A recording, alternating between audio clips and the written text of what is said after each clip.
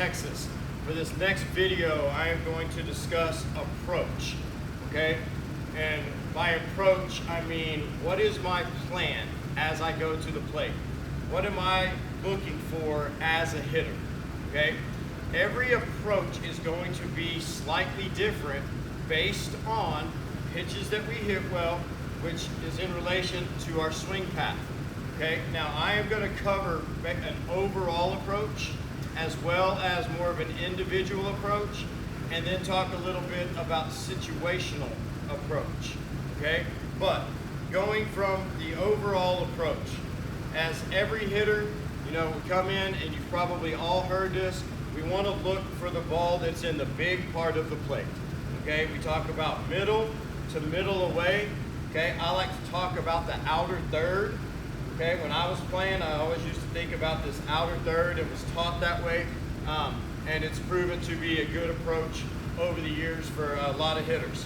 All right, one thing that I like to do with young hitters to get them to understand where they are looking is, if you take the bat and just stand in your natural launch position right here, if you take the bottom hand off and you start to turn and we get the knob to the inside, as I get right here and start to release, look at where the barrel covers home plate. The big part of my barrel, okay, the sweet spot, is right in the middle to that outer third portion of home plate. So getting players to understand that I don't want to rush to try to get to everything in here. I want to be able to look out over the plate, and that's my natural swing path. Most of the time that helps them really understand what location we're looking for.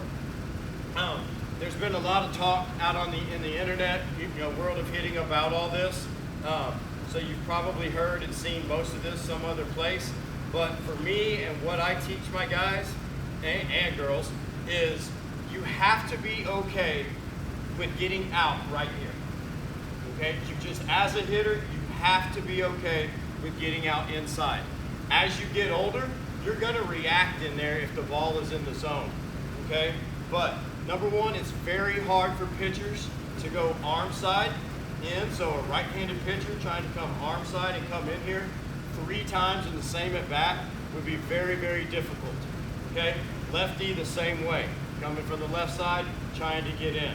So understand, be okay with getting out inside. We want to be looking from this ball here out to this outside corner, and you want to be able to cover about 1.5 balls to the outside with my reach, so that I can spoil pitchers' pitches, later in counts with 2 strikes. Okay, so that's overall for every hitter starting out. Thinking middle to middle away, looking for the fastball. You can decide if you like it elevated or if you like it down, but the big part of the plate, learning to trust our swing and our barrel path there. All right, now for individual approach, this is all going to be based on, as the player gets older, their swing path and what pitches that plays to.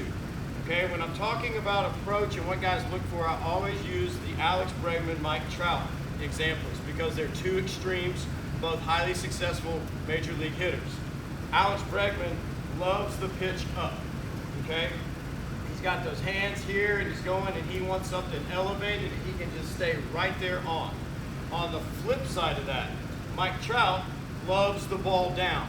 He's got really good tilt with the shoulders and kind of this almost scoopy swing at times, it looks like.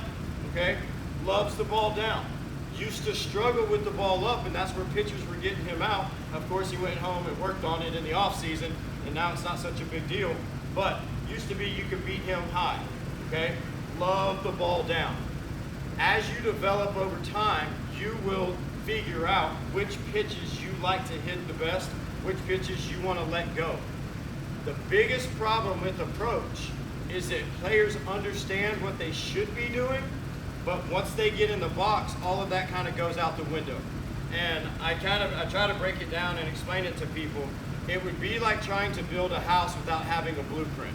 Okay, it would just be a bunch of wood on the ground and you're trying to figure it all out without a plan. That's not going to work out too well. It's the same thing that happens in the batter's box. I know that I'm looking for the pitch right here. Okay, that's what, in my mind, I know that that's what I'm looking for. But then I get in here and I start getting nervous, and the first pitch of the at-bat now comes in here, and I try to swing at it, I've made a bad swing and I pop it up. At-bat over because I didn't follow my plan. All right?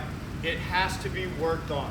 When you're in the cage, when you're out at BP, always working on pitch selection, figuring out which pitches you can drive, so when it comes in the game, you know you're locked into that pitch. If that pitch is delivered, we're hammering it, okay?